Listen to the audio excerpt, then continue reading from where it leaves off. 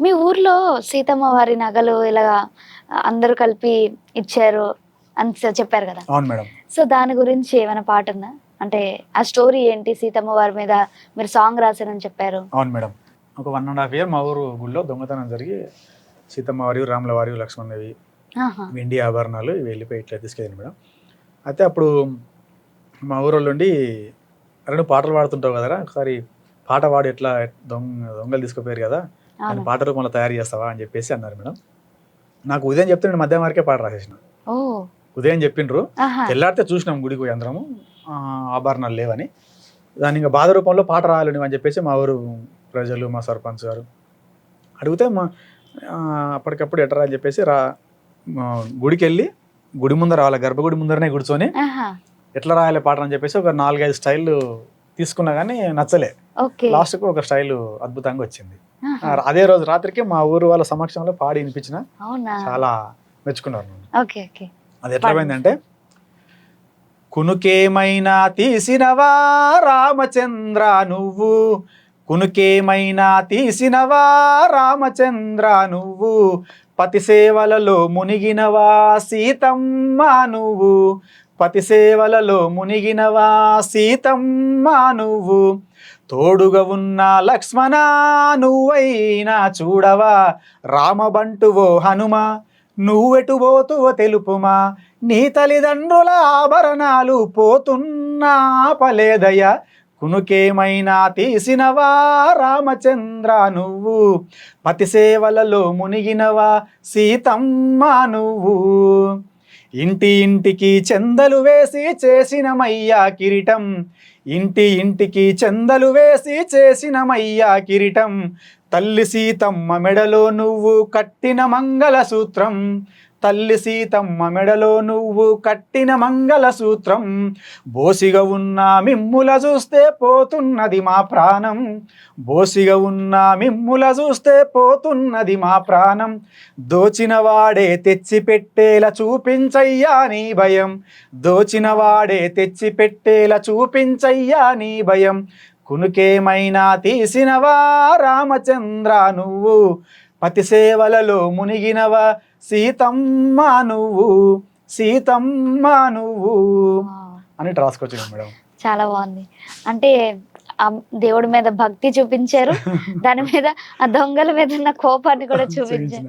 అన్నీను. అయితే అదృష్టం ఏంటంటే 1½ ఇయర్ తర్వాత దొంగలు దొరికిండ్రు. ఆ! ఓకే. ఒక 5-6 చోట్ల చేసిరు అట్లా వాళ్ళు. ఆభరణాలు కూడా దొరికాయా? లేదు మేడం, దొరకలేదు కానీ ఓహో! వాళ్ళ దగ్గర ఉన్న అమౌంట్ అట్లా తీసుకొని ఓకే. Police okay. వాళ్ళు వేరే ఎక్కడ దొరికితే ఒక హుహు. 10-15 ఊర్లలో అట్లా చేసిరు వాళ్ళు. మా హ్మ్. ఊరికి తీసుకుపోయిన అమౌంట్ కూడా కట్టియడం జరిగింది. అవును. మాకు ఓకే. నేను వాడిన పాటకు న్యాయం చేసిండు దేవుడు. అవును. నిజమే. మీ పాట విని ఆ, మీ పాట విన్నారు బేసికల్లీ. అవును మేడం. దోచిన వాడే తెచ్చి పెట్టేలా చూపించయ్యా నీ భయం అనే లైన్ ఉంది కదా మేడం. అవును. ఆ లైన్కి తగ్గట్టుగా వాళ్ళు దొరకడం, నిజమే. మళ్ళీ అమౌంట్ రావడం, అది సంతోషం. వావ్! సూపర్. మీకైతే ఎవరైనా పాటలు పాడుతున్నప్పుడు ఎంకరేజ్ చేయకుండా ఉంటారు కదా! అవును మేడం. డిస్కరేజ్ చేస్తుంటారు. అవును మేడం. వెన్నుపోట్లు పొడుస్తుంటారు. అవును మేడం. అలాంటి వాళ్ళ కోసం ఏమైనా పాటుందా?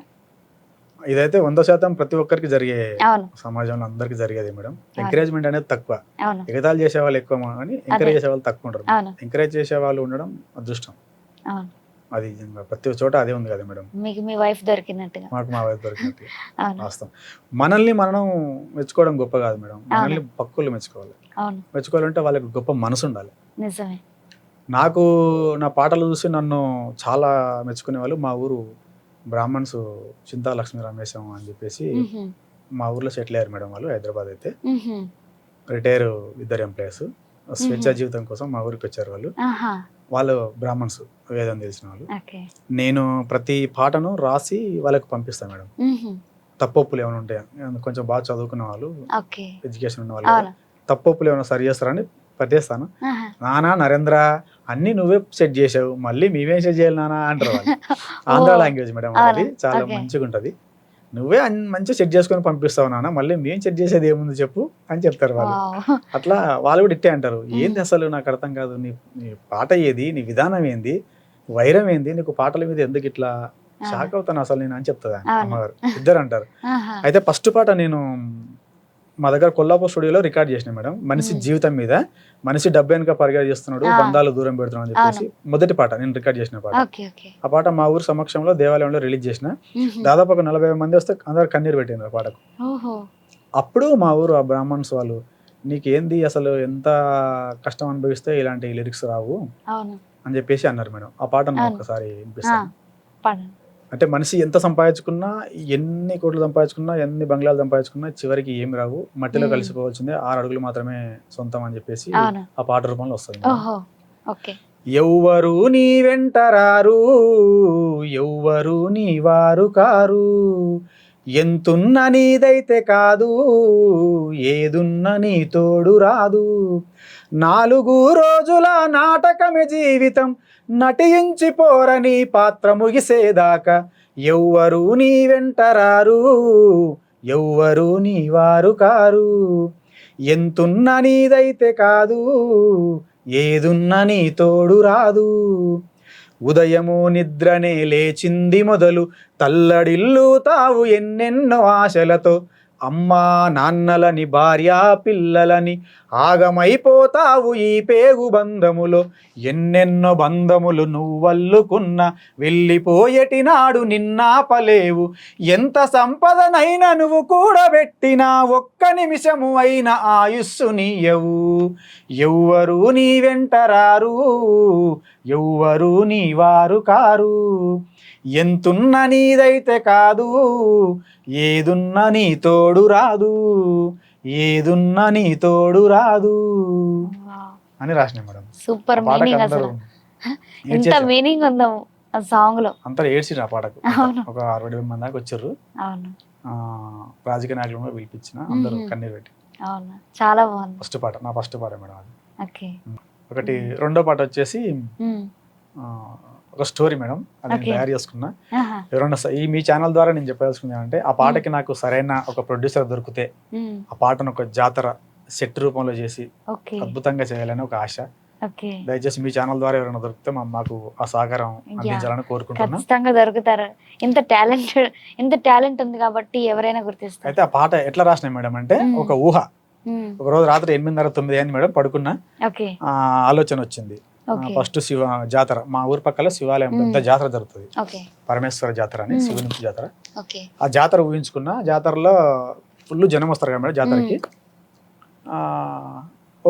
ఒక అందమైన అబ్బాయి ఫుల్ జాతరలో రద్దీగా ఉంటారు జనం. ఆ జనాన్ని దారి క్లియర్ చేస్తూ ఉంటాడు మేడం.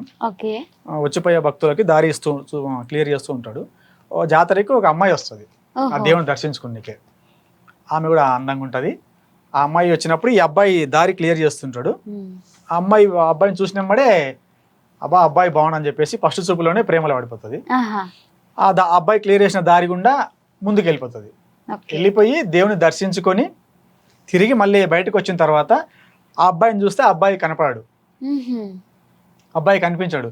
అరే అబ్బాయి మంచిగుండు, ఎట్లా మిస్ అయ్యండి, ఎక్కడ మిస్ అయ్యండి అని చెప్పేసి జాతర మొత్తం తిరుగుతుంది. ఎక్కడ కనపడాడు, బాధపడుతుంది. మళ్ళీ ఎక్కడ చూస్తానో, ఎప్పుడు చూస్తానో ఈ అబ్బాయిని, మంచిగా ఉన్నాడు, నాకు నచ్చిండు అని చెప్పేసి బాధపడుకుంటూ ఇంటికి వెళ్తూ వెళ్తూ మనసులో పాడుకుంటది పాట.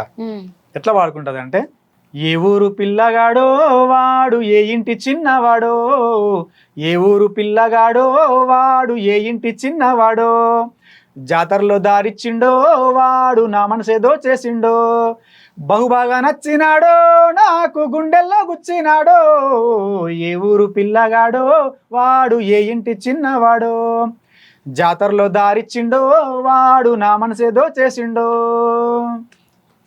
పొద్దున్నే లేవంగానే వాడు మదిలోన గుర్తొస్తాడో, అందాల చంద్రుడో వాడు, అందరిలో కలిసేటోడో, పొద్దున్నే లేవంగానే వాడు మదిలోన గుర్తొస్తాడో, అందాల చంద్రుడో వాడు, అందరిలో కలిసేటోడో, ఏ పని చేయకుండా నన్ను మరిగోస పెడుతున్నాడో, ఏ ఊరు పిల్లగాడో వాడు, ఏ ఇంటి చిన్నవాడో, జాతరలో దారిచ్చిండో వాడు, నా మనసేదో చేసిండో అని ఇట్లా రాసిన మేడం పాట. చాలా బాగుంది. అయితే అమ్మాయి ట్విస్ట్ ఏంటంటే, అదే అబ్బాయి అమ్మాయిని పెళ్లి సంబంధానికి వస్తాడు. అది స్టోరీ. పెళ్లి సంబంధానికి వచ్చి ఆ అమ్మాయిని చూస్తాడు, ఆ అమ్మాయి పరిచయం అయిపోతాయి అనమాట. నేను ఊహించుకున్న అబ్బాయి, నేను చూసిన అబ్బాయి Wow. తిరిగి నా దగ్గరికి సంబంధానికి వచ్చిండా, అవును. దేవుడా కరుణించిన నన్ను అని చెప్పేసి అమ్మాయి సంతోషపడుతుంది. ఓకే. ఇందులో లాస్ట్ చరణం ఎట్లుంటది అంటే, ఉమ్. నా ఇంటికి వచ్చినాడో వాడు నన్ను చూడ వచ్చినాడో, Wow.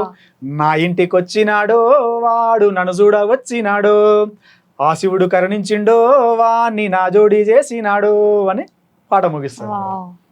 దీని చాలా బాగుంది. వీడియో అంటే రూపాన్ని మొత్తం సాంగ్ రాశారు మీరు? మొత్తం రాసిన, ఓహో. మొత్తం ఎన్ని చరణాలు 4 ఉంటాయి? చరణాలు ఉంటాయి. ఓ చాలా బాగుంది. అది అంటే వెయిట్ చేస్తున్నాం అయితే. వెయిట్ చేస్తున్నాం మేడం, అవకాశం కూడా. కోసం. ఎవరైనా ప్రొడ్యూసర్ దొరికితే పెట్టుకునే ఆహా. ఓకే. ఇది ఉంది. తర్వాత చాలా ఉన్నాయి మేడం. ఓకే. ఒకసారి ఎప్పుడంటే మేము మా ఇంటి దగ్గర మా మిస్సెస్ టైలర్ కదా మేడం, ఉమ్. మా మిస్సెస్కి మా అత్తమ్మ వాళ్ళు జాకెట్ ఇచ్చారు కుట్టమని. ఉహు. మా ఊర్లో సంభాషణ ఇది. ఆహా. మా ఊర్లో ఇంటి దగ్గర కూర్చున్నాము, ఓకే. మా అత్తమ్మ మా భార్యకి జాకెట్ ఇచ్చింది. ఆమె వచ్చి అడుగుతుంది, ఉమ్. బొట్ల జాకెట్ బొట్లు ఉంటుంది మేడం. ఉమ్. కుట్టినావమ్మ నా జాకెట్ బొట్ల జాకెట్ అయిపోయిందా అని చెప్పి అడిగింది మా మిస్సెస్. ఆహా. ఓకే. మేము అక్కడ కూర్చున్నప్పుడు నేను మల్లె చెట్టు పక్కన కూర్చున్నా, ఉమ్. బొండు మల్లె చెట్టు అది. ఓకే. మా అత్తమ్మ వచ్చి ఇంకా ఆమెను అడిగింది, బొట్ల జాకెట్ బొండు మల్లె పూలు, అది లైన్లు బాగున్నాయి అని చెప్పేసి ఓహో. పాట వచ్చింది మేడం. పాట రాస్తున్నారు. వావ్. బొట్ల జాకెట్ బొండు మల్లె చెట్టు, దీని మీద పాట ఎట్లా రాయాలి అని అప్పటికప్పుడే ఇంకా ఫోన్ తీసుకున్నా, ఆ నుంచి పక్కకి వెళ్ళిపోయి రికార్డ్ చేసుకున్నాం. ఓహో. ఎట్లా అంటే, బొట్ల రైక తెస్తా బొండు మల్లె పూలు తెస్తా, బొట్ల రైక తెస్తా బొండు మల్లె పూలు తెస్తా, పెద్ద పట్టు చీర తెస్తా నడుముకు వడ్డానం తెస్తా, కట్టుకొని కరుణించవే పిల్ల నిన్ను గాఢంగా ప్రేమించిన మల్లా, కట్టుకొని కరుణించవే పిల్ల నిన్ను చూడకుండా ఉండలేను మల్లా, బొట్ల రైక తెస్తా బొండు మల్లె పూలు తెస్తా, బొట్ల రైక తెస్తా బొండు మల్లె పూలు తెస్తా అని రాసిన పాట. అంటే అప్పటికప్పుడు ఆ సిచ్యువేషన్ చూసి రాసేసారు. వావ్ చాలా గ్రేట్. అట్లా చాలా ఉన్నాయి మేడం, సందర్భాన్ని బట్టి రాసిన పాటలు చాలా ఉన్నాయి.